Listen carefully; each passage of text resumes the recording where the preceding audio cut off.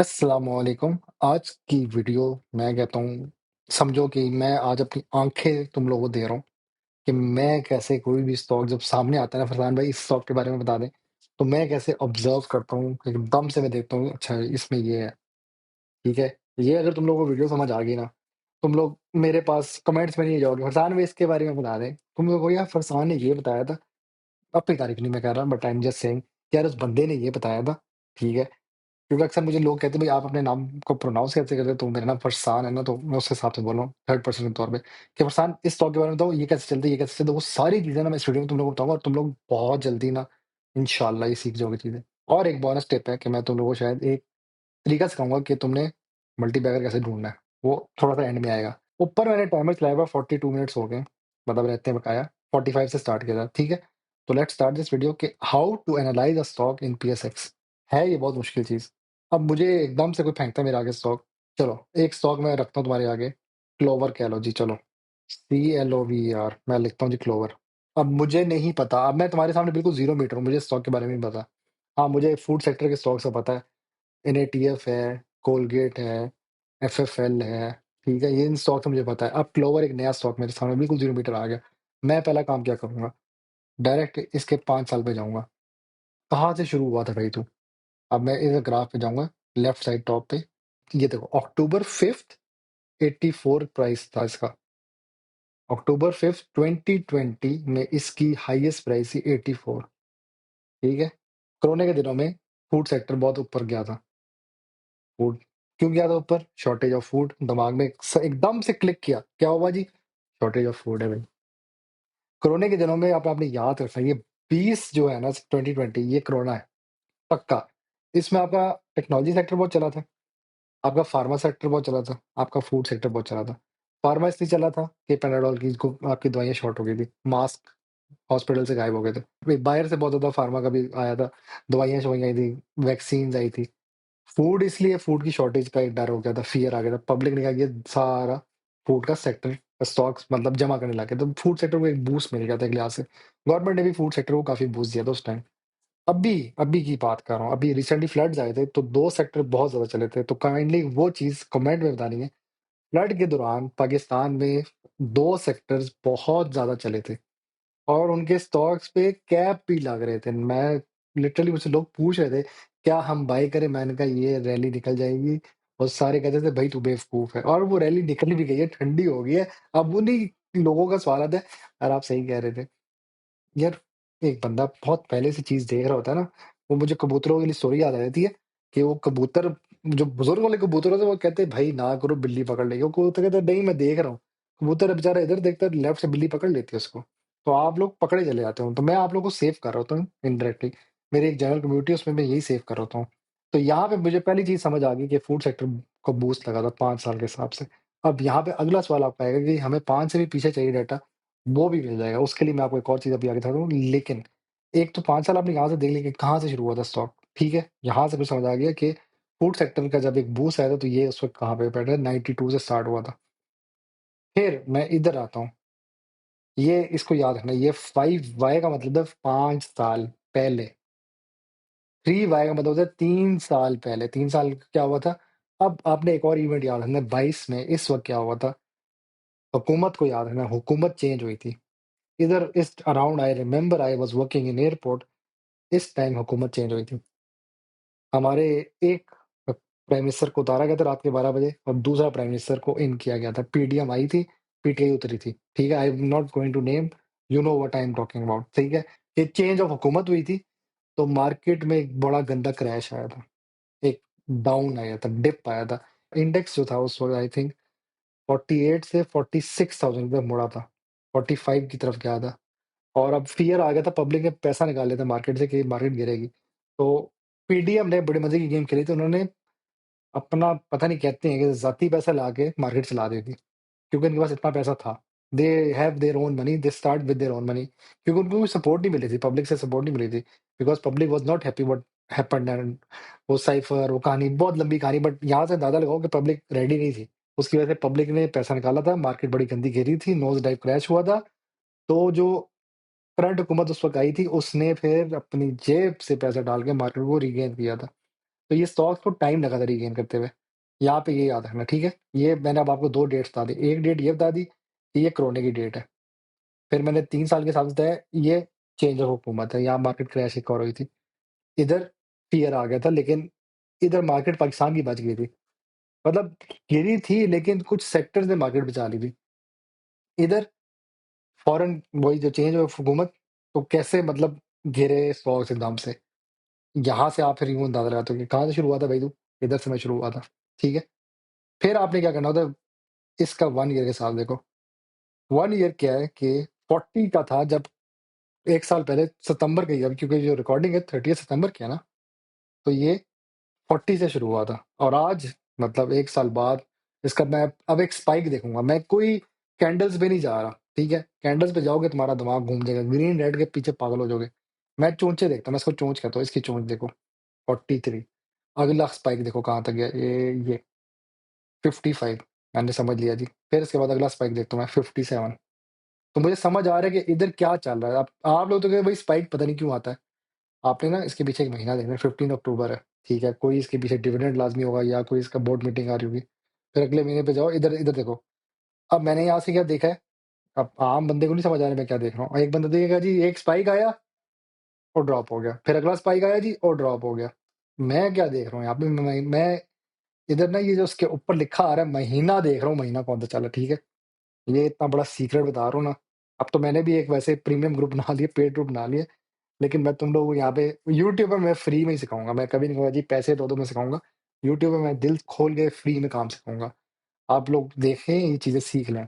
मैं यहाँ पे क्या देख रहा हूँ, मैं देख रहा हूँ 30 सितंबर है, ठीक है? अगला महीना कौन-सा है? अक्टूबर चल रहा है। अक्टूबर के बाद 14 अक्टूबर के बाद इसका एकदम से स्पाइक क्यों आता है? मेरा दिमाग में यहाँ पे क्लिक किया, इधर क्या हुआ था कि ये 39 से 43 तक क्यों गया भाई? फिर ये ड्रॉप हुआ। ये स्पाइक मैं बता देता हूँ क्या है। यहाँ पे लाज़मी कोई इसकी बोर्ड मीटिंग या इसका कोई रिज़ल्ट अनाउंस हुआ है।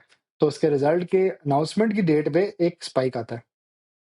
ये स्पाइक इसका वो वाला है। अब ये स्टॉक को मैं नहीं जानता भाई, मैं भी फर्स्ट टाइम देख रहा हूँ। लेकिन मैं यहाँ पे इस ग्राफ से एनालाइज़ कर चुका हूँ कि क्या हो सकता है। ये स्पाइक आया, फिर गिरा। रिज़ल्ट अच्छा यहाँ पे भी क्या होता है, पब्लिक ने कहा होगा जी देगा कोई ₹3-4, उसने कहा जी ₹1 ले लो।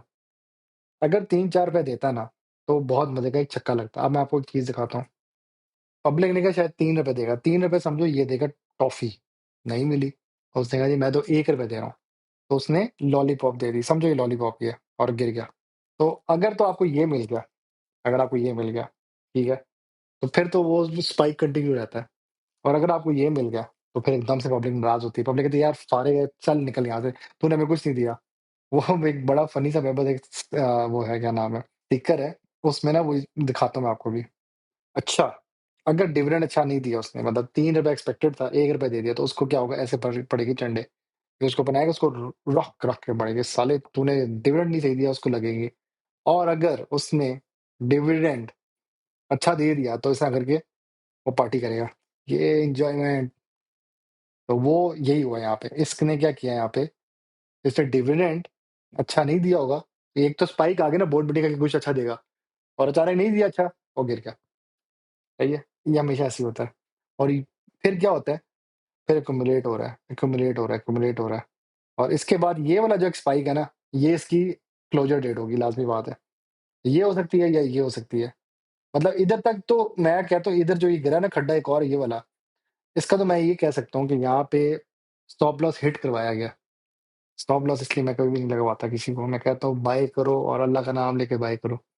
अल्लाह ताला तुम्हारे साथ है। बिस्मिल्लाह पढ़ो, आइज़ बंद करो, या अल्लाह मैं पंगा ले रहा हूँ, आपने मुझे बचाना है, और अल्लाह मग़फ़िरली वख्तरली की दुआ पढ़ो, आगे अल्लाह ताला ने बेहतरी करनी है, ठीक है?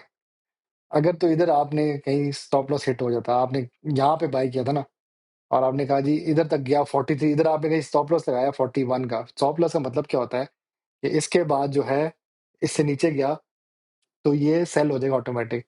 तो इन्होंने यहाँ पे क्या किया, इसके बाद गिरा, 41 का स्टॉप लॉस है आपका, और ये 41.17 तक आपका अगर स्टॉप लॉस लगा है, हिट होता, आप सेल कर देते। लेकिन ये भूल गए कि उससे अगले दिन इसने गेन किया है, ये देखो 42 तक गया है, और वो आगे पीक 42.57 तक मार चुका था वो स्टॉक। तो वो जो मेरी स्ट्रैटेजी है, जिसको मैं पीक स्ट्रैटेजी कहता हूँ या डिविडेंड प्री बोर्ड स्ट्रैटेजी कहता हूँ, कि आपने स्टॉक ही ऐसे टाइम उठाना है बहुत पहले, जो 38-37 के पास ही फेरा तब उठाते, और जब ये स्पाइक आया था तो यहाँ पे अपना 30% सेल करते, ठीक है? और फिर गिर रहा है, पैनिक नहीं करते, सब्र करते। फिर एक स्पाइक आता है ना इस तरह का, ये वाला स्पाइक, फिर आप सेल करते और फिर आप डिविडेंड भी खा लेते, ये कहानी है। तो इधर मैं ग्राफ में ऐसे देखता हूँ अचानक, फिर यहाँ तक मैंने स्ट्रेटजी थोड़ी तेज समझाई, but this is what I normally see in those graphs, analyse ऐसे करता हूँ मैं।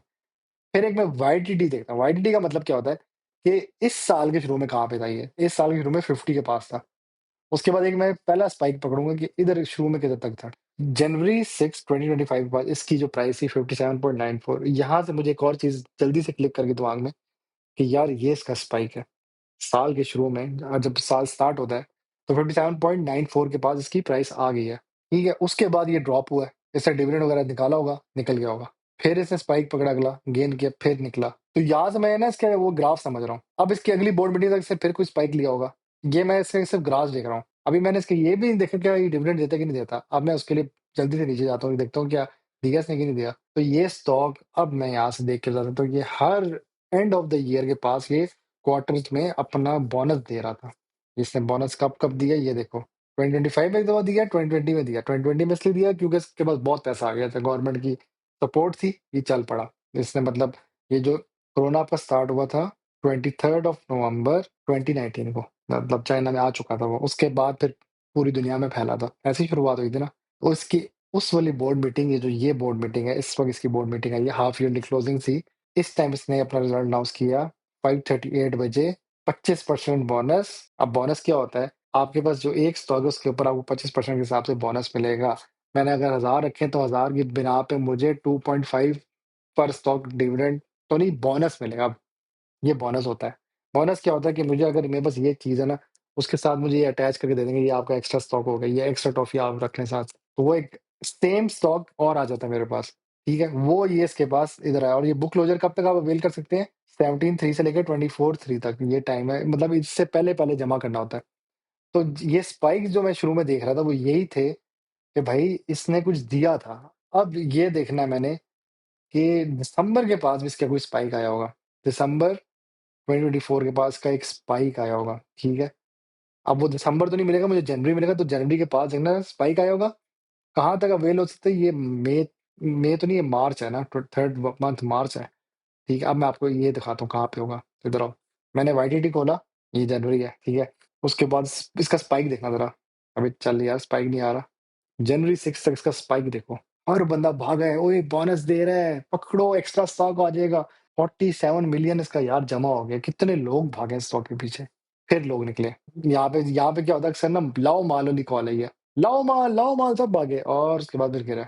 और फिर अगला लाओ माल की कॉल आई है। यहाँ की ऑफ मार्केट में ना, यहाँ पे ऑफ मार्केट ट्रांजेक्शन की वजह से उठा ही है और ये फिर उसी तरह गिरा है, फिर उठा है, फिर गिरा है। और वो जो मैंने मार्च बोला ना, वो देखना यहाँ की मार्च वाली कहानी भी चल रही होगी। यहाँ तक लोगों ने जमा कर ली क्योंकि मुझे लगता है ये स्पॉट डेट्स की यहाँ पे बन गई है। वो ये पीक इसने पकड़ा अपना ये वाला, यहाँ तक लोगों ने इसको जमा किया है। 26 फरवरी 2025 इसकी जो थी समझो लास्ट डेट है। वहां तक जिसके बाद ये स्टॉक होगा, बोनस जमा कर सकता है वो। उसके बाद ये टूटता ही है, देखना अब ये टूटा और टूटा, टूटता जा रहा है, अब टूटता ही जाएगा, अब इसकी जमीन में आ जाना है। यहाँ तक क्योंकि लोगों ने इसको जमा कर लिया, इसको कहते हैं मैंने सबने जमा कर रख लिया, अब वो टूट रहा है क्योंकि इसने दे दिया बोनस। भाई ये अपने अंदर से आधा हो चुका है। बोनस वाला स्टॉक मुझे इसलिए कभी पसंद नहीं आता क्योंकि वो अपना फ्री का स्टॉक दे देता है आपको। मेरे पास अगर 1000 एमसीबी है ना, वो कहेगा ये ले 200 एक्स्ट्रा ले लेगा, मेरे पास 1200 एमसीबी हो जाएगा यार। और ये टूटता जा रहा है अब क्योंकि इसे बोनस दे दिया, अभी खाली हो रहा है। आपका माड़ी ने बहुत बड़ा बोनस दिया था, 800% बोनस दिया था, मतलब आपके पास 80 शेयर एक्स्ट्रा आएंगे 1000 के ऊपर। और ये गिरता जा रहा है, अभी जमीन पे आएगा, देखना अभी टूट रहा है भाई। ये टूटता टूटता कहाँ गया, जंग जंग की हालत में अब मैं जंग की हालत हर दफा बोलता हूँ।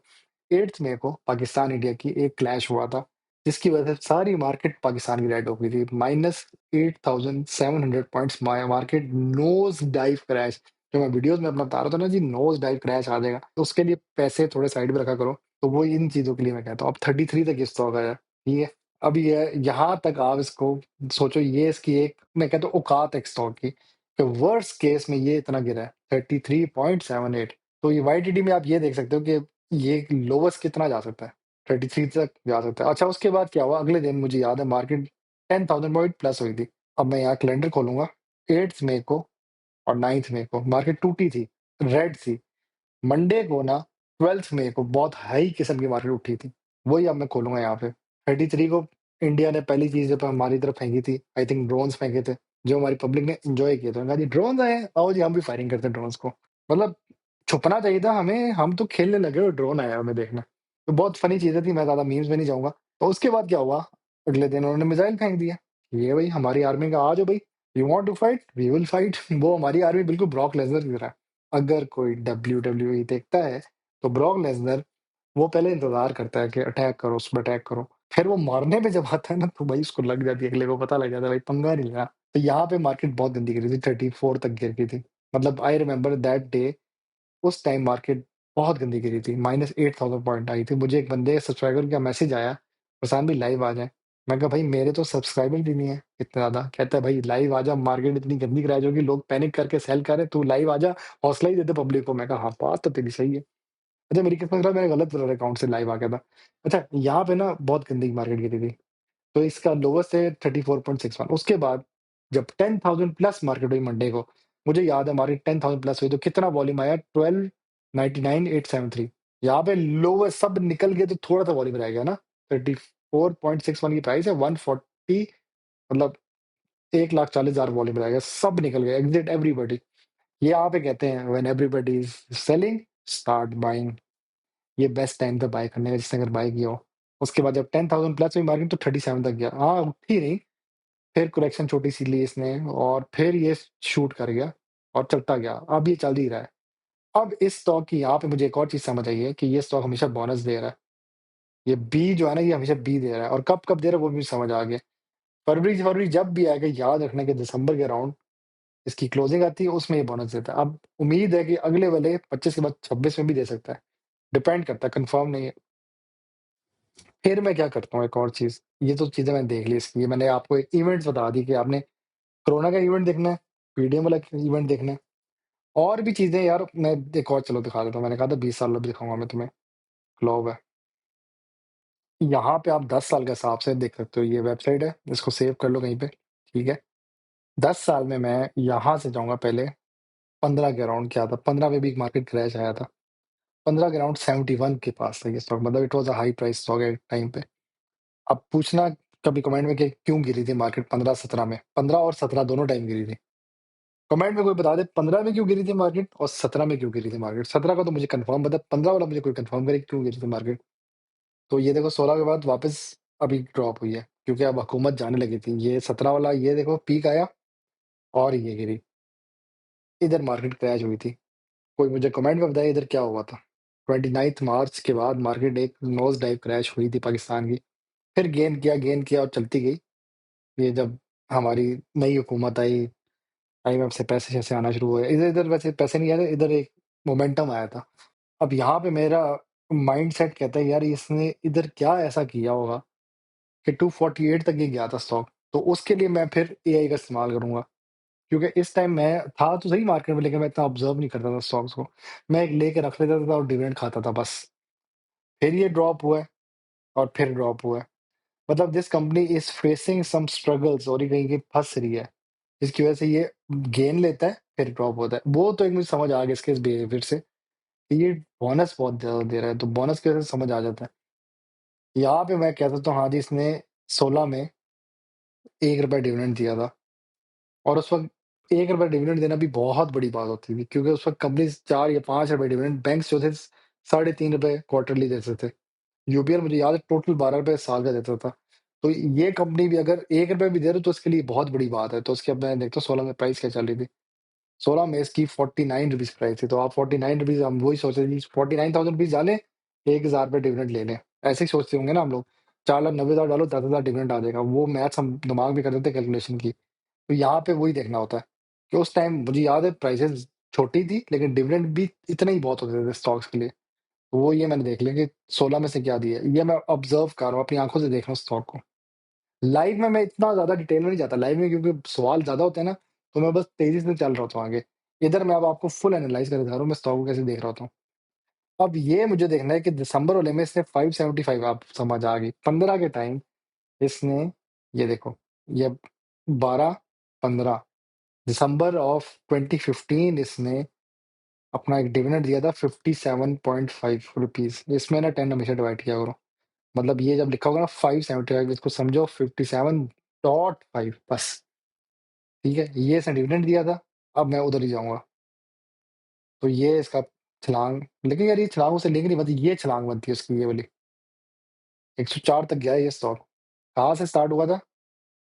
52 से स्टार्ट हुआ था। अब मैं यहाँ पे बोलता, अगर आपने 50 लाख डाले होते 20 जनवरी को, तो आप 1 लाख करके निकालते मार्च में।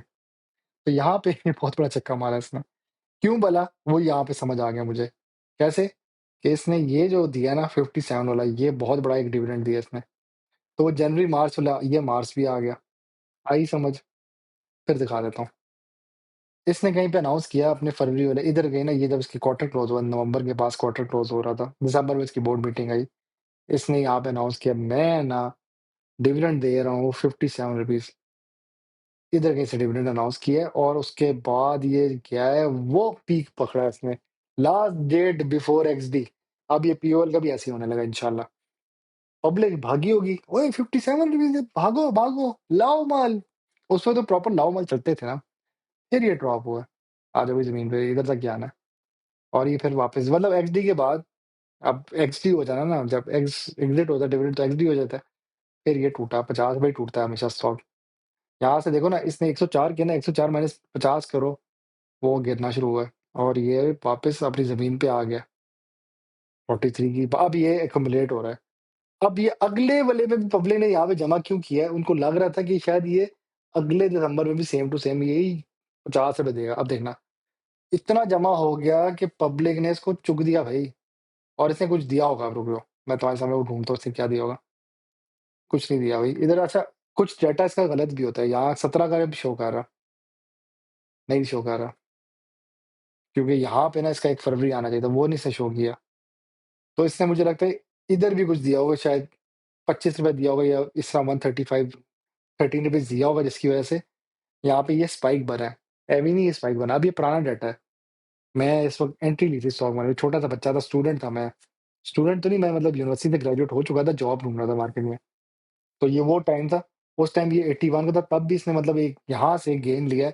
तो मतलब इसने कुछ 12-13 रुपए दिए होंगे, तो इतना बड़ा गेन दिया ना। और फिर वो XD के बाद, मतलब ये वो एक स्पाइक है जो पहला लाओ माल वाला स्पाइक है, उसके बाद यहाँ की XD आई होगी, उसके बाद फिर ड्रॉप हुआ है।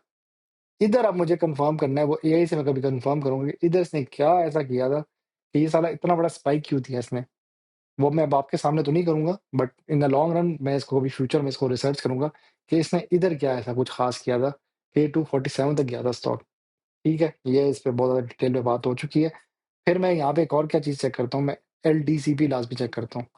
इसका मतलब होता है लास्ट, ये L का मतलब होता है लास्ट, D का मतलब होता है डे, C का मतलब होता है क्लोज, P का मतलब होता है price. Last day closing price, मतलब पिछले दिन किस प्राइस पे स्टॉक क्लोज हुआ था, 45.33। अब इसकी एक लॉजिक सीख लो कि अगर लो प्राइस पे स्टॉक क्लोज हुआ है और अगले दिन हाई पे क्लोज हुआ है, ठीक है, अब सुनते जाओ, बड़े गौर से बताऊंगा ये बात। मैंने एक स्टॉक लिया 40 रुपए का, ठीक है, अगले दिन वो 41 पे क्लोज हुआ। तो यहाँ पे जब मैं, मंडे को 40 था, ट्यूसडे को 41 था, तो जब ट्यूसडे के दिन वेबसाइट खोलूंगा ना, तो लिखा आएगा 40 पे एक स्टॉक क्लोज हुआ है, और आज 41 है। तो मेरा दिमाग समझ जाएगा कि एक बुलिश मोमेंटम है, बुलिश है, क्यू सिंग मारता ना, तो बुल, तो ये और ऊपर जा रहा है स्टॉक। अगर 41 ये ट्यूसडे, 40 ये मंडे है, ये लिख के सब चाहता हूँ, तुम्हें ऐसा समझ नहीं आएगा। अच्छा, मैं ये कह रहा हूँ कि एक स्टॉक है मंडे के दिन 40 पे क्लोज हुआ है, और ट्यूसडे के दिन 1 रुपया ऊपर पे क्लोज हुआ है। अभी तो खाली एक छोटी सी मिसाल दे रहा हूँ कि 1 रुपए का फर्क आया है। तो मुझे यहाँ पे एक रफ आइडिया हो जाएगा कि when you open the website on Tuesday, अब मैं ट्यूसडे के दिन ओपन करूंगा, मतलब शाम को जब मैं एनालाइज करूंगा कि वेडनेसडे को क्या करना है, तो मैं LDCP देखूंगा, तो वो शो करेगा 40, और आज की मैं प्राइस देखूंगा तो 41। तो वहां से मुझे फिर बताता हूँ, जब आप ओपन करते हैं वेबसाइट ऑन ट्यूसडे, आपको पता है कि आज के दिन ट्यूसडे जो है, जो ट्यूसडे ही चल रहा है, 41 की प्राइस चल रही है, आप बड़े खुश होंगे। और फिर आप LDCP देखेंगे ना, वो 40 शो करेगा, क्योंकि मंडे के दिन ना 40 पे था। वहां से आपको एक अंदाजा फौरन हो जाएगा कि यार ये मोमेंटम गेन कर रहा है। अगर यहाँ पे मंडे में 41 या 42 पे क्लोज होता, और आज के दिन 40 या 39 पे क्लोज होता, तो मैं समझ आता कि स्टॉक में हैवी सेलिंग हुई है। अच्छा ये दूसरा केस समझो आप, जब मंडे के दिन, जो एक दिन पिछला था 42 था एलडीसीपी, और आज के दिन 38 पे क्लोज हुआ, तो मुझे समझ आना चाहिए कि प्राइस में ड्रॉप आ रहा है, कि समवन इज सेलिंग, कोई जान छुड़ा रहा है स्टॉक से। तो मैं क्या करता हूँ ऐसे केसेस में, ऑब्जर्व करता हूँ कि यार ये टूट रहा है, क्यों टूट रहा है, इसको मैं बाय करूं कि ना करूं। ये बहुत इंपॉर्टेंट होता है। इसलिए आप कभी एक बार देखा करो कि सुबह के टाइम ना कभी बार स्टॉक्स ये ग्रीन पे क्लोज हो रहे होते हैं, और कभी बार यहाँ पे रेड पे भी क्लोज हो रहे होते हैं। वो भी दिखा देता हूँ रेड वाले कौन से, ये देखो रेड पे क्लोज हुआ है, मुझे बड़ा पसंद है 105 पे, और ये -0.28 है। वो कैसे? क्योंकि 105 में माइनस करो 105.73, तो क्या आंसर आता है? 105.45 माइनस 0.33 आता है। तो नहीं, मैंने गलत लिखा है, हाँ यार ये गलत लिखा है, सॉरी। 105 माइनस 10.73। मैंने क्या किया, इसको, ये जो करंट प्राइस है ट्यूसडे के दिन 30 सितंबर को, माइनस किया इससे 105.73 से, ठीक है। माइनस किया लास्ट डे क्लोजिंग प्राइस जो मंडे के दिन क्लोज हुई ना, 105.73। इन दोनों को मैंने माइनस किया, तो क्या आएगा आंसर, ये दिखा देता हूँ, -0.28। अब ये रेड पे खुलेगा, दिखाता हूँ, -0.28 सही निकला है। यहां से मुझे अंदाजा हो जाएगा कि स्टॉक टूट रहा है। There are more sellers, there are more sellers than buyers, ठीक है। ये बहुत प्यार से मैं तुम लोगों को चीजें सिखा रहा हूँ, सीख जाओ। मैं चाहता हूँ तुम लोग कामयाब हो। I just want you guys to learn, खुद सीखो और आगे जाओ। मैंने अपना भी एक प्रीमियम ग्रुप बनाया हुआ है जिसमें मैं 24/7 सर्विस देता हूँ, ठीक है। But I want you guys to learn, और खुद अपना आपको दिमाग इस्तेमाल करो, खुद फैसले करो। हाँ, मेरे पास आना है, दरवाज़ा मेरा ओपन है। मेरे किसी के पीछे नहीं पड़ता कि प्लीज़ मेरे साथ आ जाएँ, आई नीड यू, नहीं। I need my Allah only, and I am happy. और अल्लाह ताला ने मुझे इस काम पे लगा दिया कि तुम लोगों को मैं काम सिखाऊँ। तो अल्लाह ताला फिर काम ले रहा है मेरे से, और मैं तुम लोगों को दे रहा हूँ काम, ये लो सीख लो। खिचड़ी बनी हुई है स्टॉक मार्केट में, उस खिचड़ी में भी मैं तुम्हें ना कागज़ पकड़ा के समझा रहा हूँ। एक फाइनेंस वाला भी कभी इस तरह करके नहीं समझाता कागज़ों में, जो ऐसे कैलकुलेटर खोले, ये देखो क्या हो रहा है, वो मैं तुम्हें सिखा रहा हूँ। तारीफ़ नहीं अपनी करना चाहता, लेकिन I am trying my best from my bottom of my heart. खुल के मैं तुम्हें ना इल्म देना चाहता हूँ कि तुम लोग कल को मार ना खाना, जिस तरह मैंने मारें खाई थी पहले। मैंने बहुत मार खाई स्टॉक मार्केट में, ज़लील होके मैं ना आया हूँ। मैं 3-4 दफ़ा गिव अप करके आया हूँ। एक दफ़ा तो बहुत हेवी गिव अप किया मैंने, 2-3 दफ़ा बीच में भी किया, मैंने छोड़ दिया था देखना, ठीक है? अब तुम लोगों ने यहाँ पे क्या करना है, आने वाले बच्चों को भी जिस तरह मैं सिखाता हूँ, तुमने भी सिखाना है कि यार ये चीज़ देखा करो, इसका इसके साथ डिफरेंस देखा करो। ये अभी मैंने 5 ही चीज़ें बताई, छठी चीज़ भी बता देता हूँ, अब आ जाओ। सबसे इम्पोर्टेंट जो होता है वो वीएआर होता है। ये 20 से अगर ज़्यादा हो गया ना तो वॉलेटाइल स्टॉक है, 20 से कम है तो यू आर सेफ। और आइडियल वीएआर होता है ये अगर 10 होता, वो कैप्को का है। कैप्को भी दिखा देता हूँ। कैप्को का भी है, एग्रो फर्टिलाइज़र का भी है। ये वो वाहिद स्टॉक है कैप्को कि जिसकी बोर्ड मीटिंग के बाद भी इसको कुछ नहीं हुआ, मतलब गिरा ही नहीं है, थोड़ा-सा गिरा ₹1 बस। क्यों? क्योंकि इसका वीएआर बहुत कम है। वीएआर का मतलब होता है वॉलेटिलिटी कह लो, या इसको कहते हैं वैल्यू। वी का मतलब होता है वैल्यू, ए का मतलब होता है एट, आर का मतलब होता है रिस्क।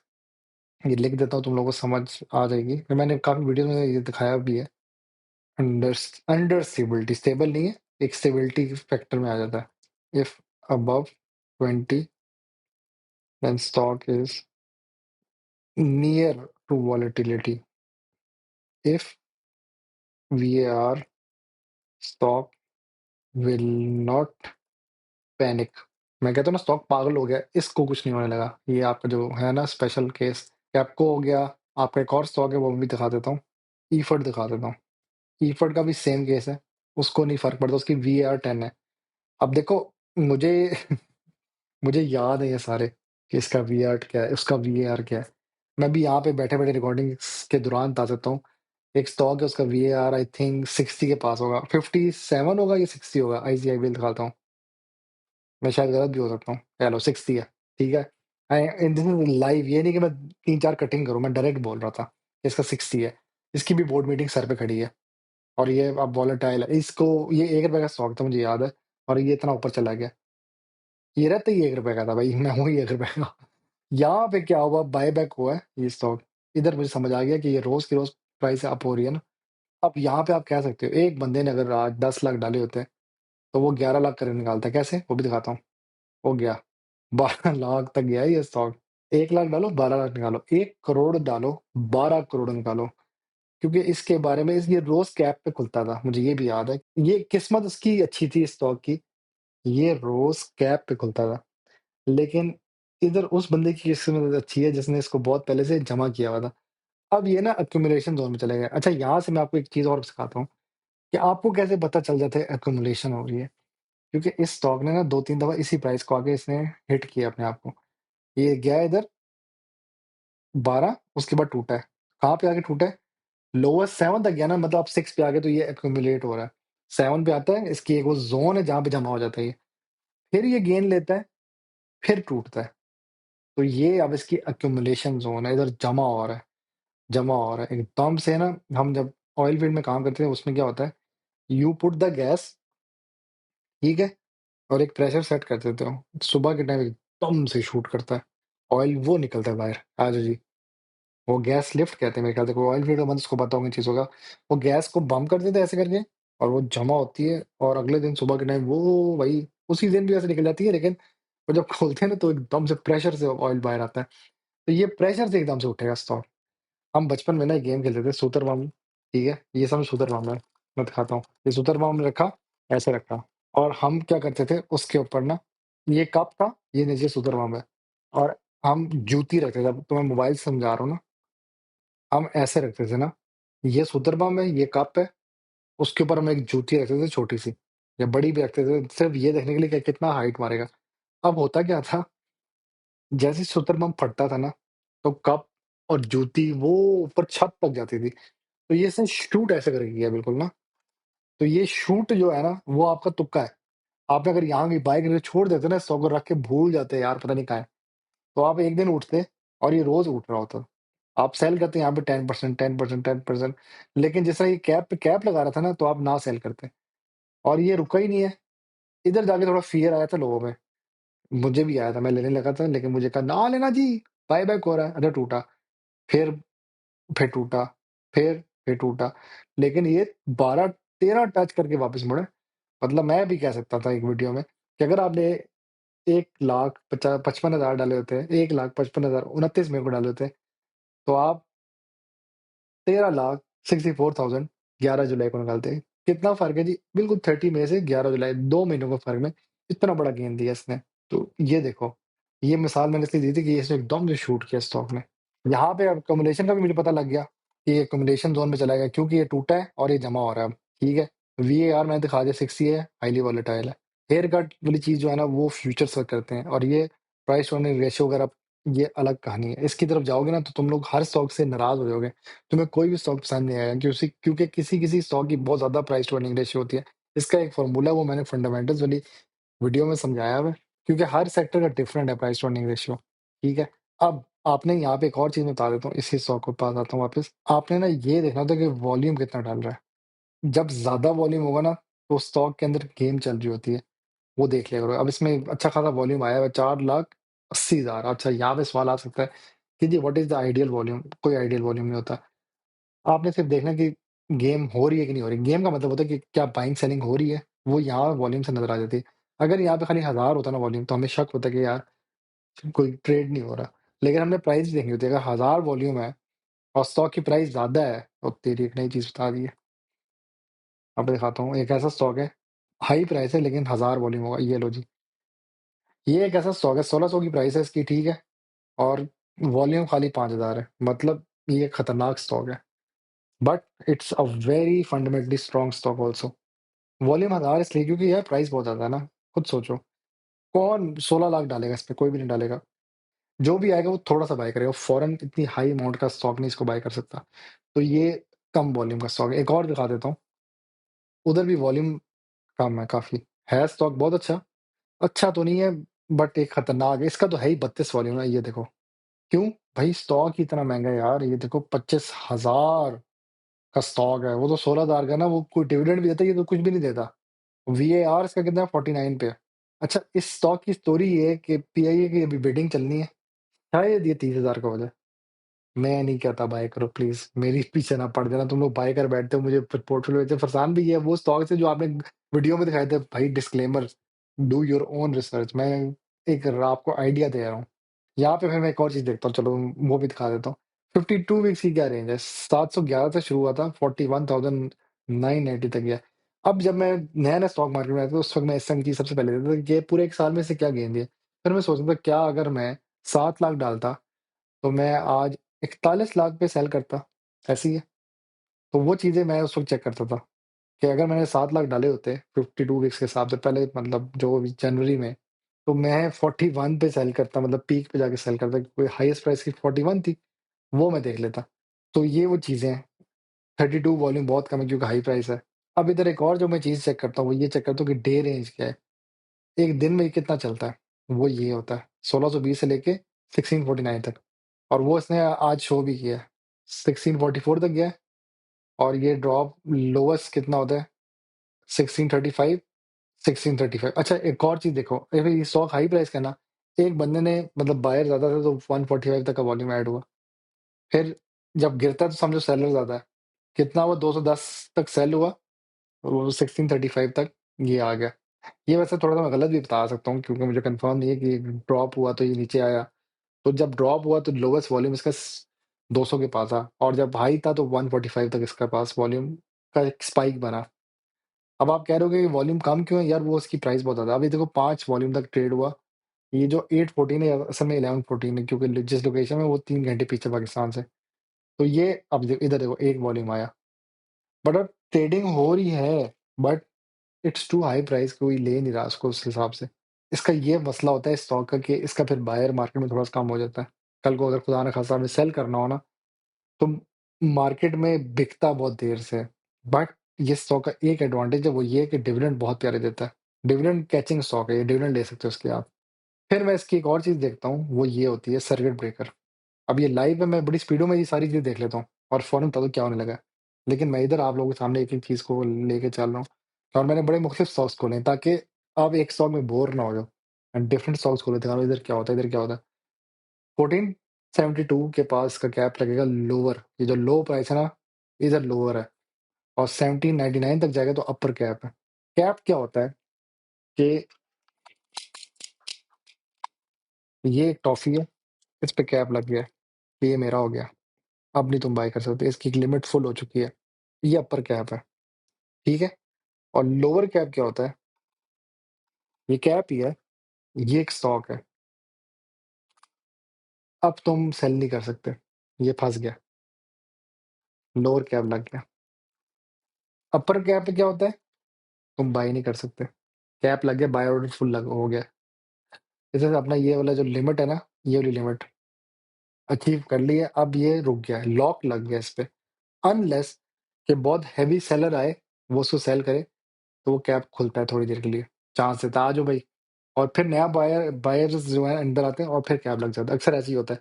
कभी-कभार क्या होता है, मेरा एक अक्सर सवाल भी आता है अपनी कम्युनिटी को, कि अगर कैप किसी स्टॉक का कमज़ोर है, उसका क्या पता लगता है?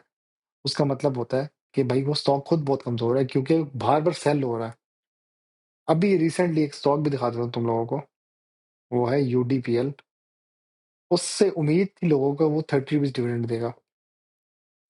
पब्लिक को उम्मीद थी वो ₹30 डिविडेंड देगा। वो उसने पीक मारा, 114 तक गया था। ये देखो 115 तक गया है। यहाँ पे कैप भी लग गया था इस पे।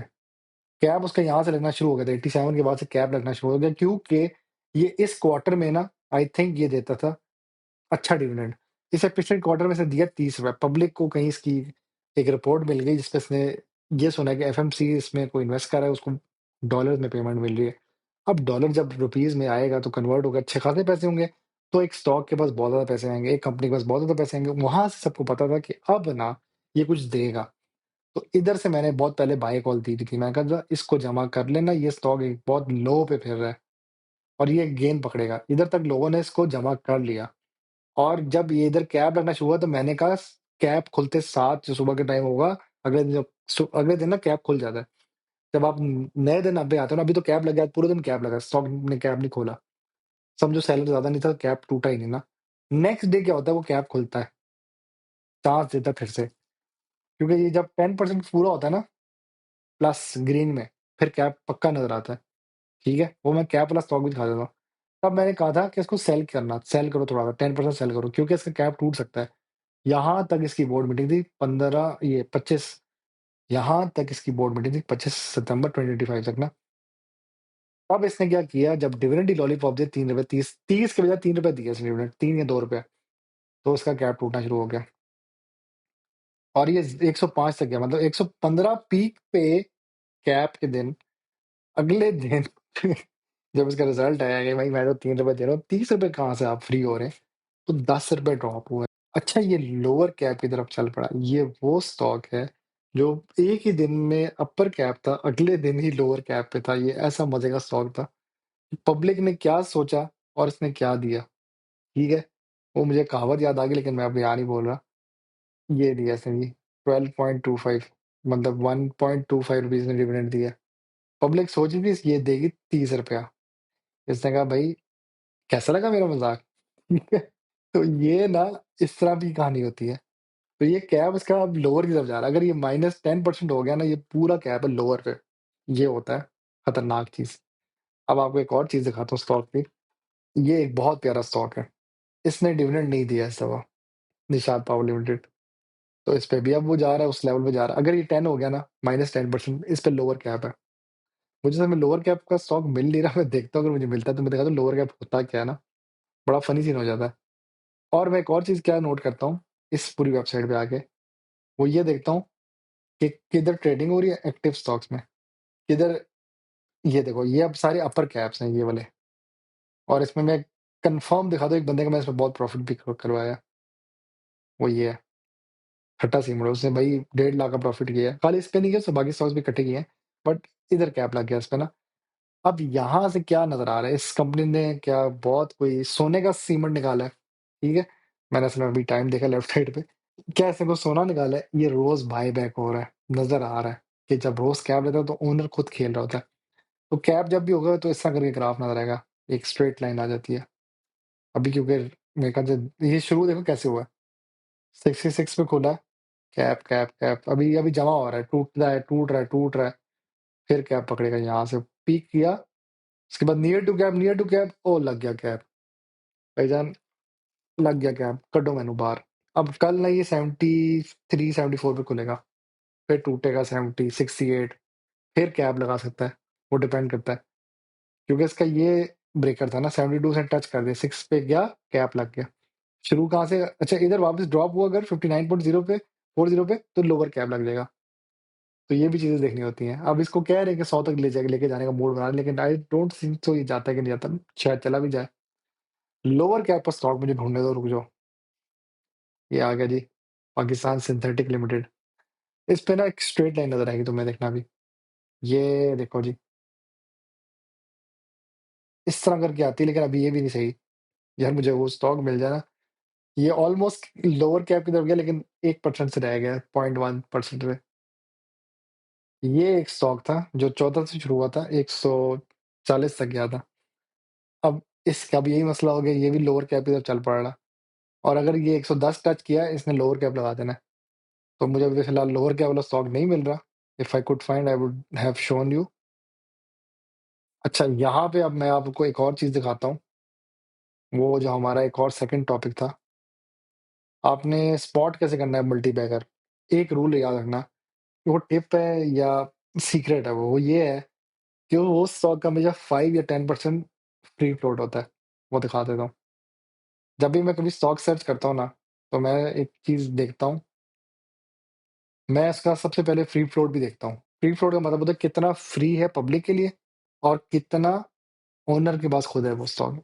एक परसेंटेज में 100 होता है टोटल। 100 में आपने माइनस करना, तो ये वैल्यू, ठीक है?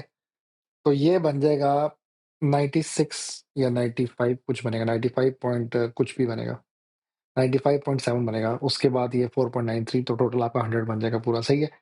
तो 95% ओनर के पास है ये स्टॉक।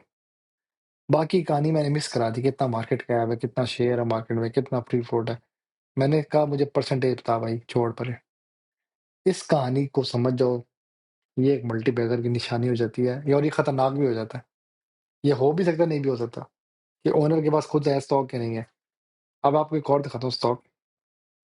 साजगार मल्टीबैगर कह दिया ना लोगों ने कि साजगार बनेगा मल्टीबैगर, लेकिन उसका फ्री फ्लोट नहीं है उस लेवल का। प्रशांत भी आप तो गलत हो गए यहाँ पे। 35% फ्री फ्लोट है, मतलब कि इसमें 100 माइनस 65% ओनर के पास है।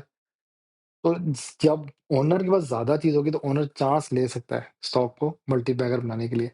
तो हम देखते हैं कि कौन सा ऐसा कोई स्टॉक है जो मल्टीबैगर बन सकता है। पीएनएससी कहते हैं, इसका क्या बनता है? ये लो, मिल गया स्टॉक। मल्टीबैगर क्यों कहते हैं इसको? एक तो ये ट्रांसपोर्ट का वाहिद स्टॉक है जो इस वक्त परफॉर्म भी कर रहा है। वो दिखा दूं तो कैसे? अगर मैं जनरल जाऊँ ना वेबसाइट पे, ठीक है, मैं जाता हूँ थोड़ा सा नीचे, इधर मैं फ़िल्टर लगाता हूँ ट्रांसपोर्ट का। अब ये सारे ट्रांसपोर्ट के स्टॉक्स हैं जिनके वो शिपिंग वाले जो होते हैं। टिकट मेरे पास भी पड़ा हुआ है। इसका भी कहते हैं थोड़ा बनेगा, इसका मैं एक दफ़ा कंफर्म कर लूँ इसका क्या बन रहा है। पीएनएससी है ना, इधर जाओ ज़रा। ये last day closing price, open, high, low, current, change कितना आ रहा है। अब चेंज इसमें ज़्यादा आ रहा है कि कितनी ज़्यादा ट्रेडिंग हो रही है, और विद परसेंटेज 0.80। वॉल्यूम थोड़ा कम है, मानता हूँ।